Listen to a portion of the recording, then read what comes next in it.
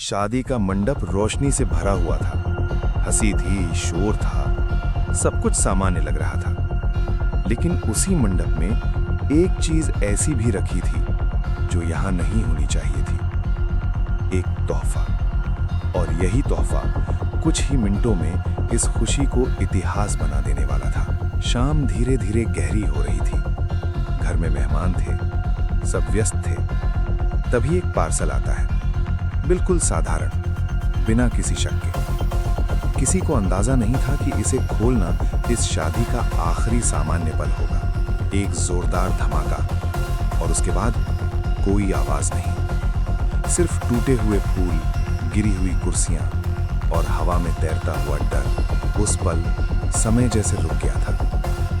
ये सब हुआ उड़ीसा के बोलांगीर जिले के पाटनगढ़ कस्बे में, एक छोटा सा शहर जहां ऐसी घटनाएं खबरों में नहीं, कहानियों में सुनी जाती हैं। लेकिन उस दिन पाटनगढ़ खुद एक कहानी बन गया। पुलिस पहुंची, मौका देखा और तुरंत समझ गई ये हादसा नहीं था।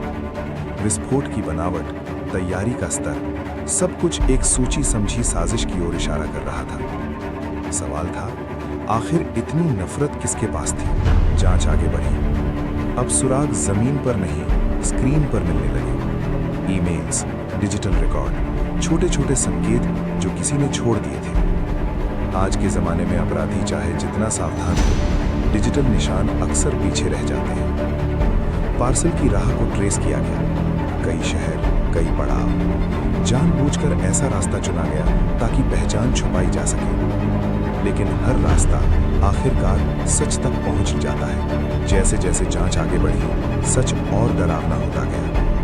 आरोपी कोई बाहरी नहीं था, कोई अजनबी नहीं, बल्कि वही जो परिवार के बेहद करीब था, जिसे सम्मान दिया जाता था। कभी कभी सबसे बड़ा धमाका बाहर नहीं, अंदर होता है। मामला अदालत पहुंचा। हर सबूत को बारीकी से परखा गया। कानून भावनाओं से नहीं डरता, वो सिर्फ तथ्यों की भाषा समझता है। और यही वो जगह थी जहां कहानी अपना सबसे कठिन मोड़ लेती है। लेकिन कोर्टरूम के बाहर जिंदगी रुकी हुई थी। एक परिवार जिसे नई शुरुआत करनी थी, अब हर दिन उसी एक पल के साथ जी रहा था। एक शादी जिसे यादों से भरना था, अब खामोशी में कैद थी। अस्पताल की सफेद दीवारें, तेज रोशनी और इंतजार। वक्त यहां बहुत धीरे चलता है।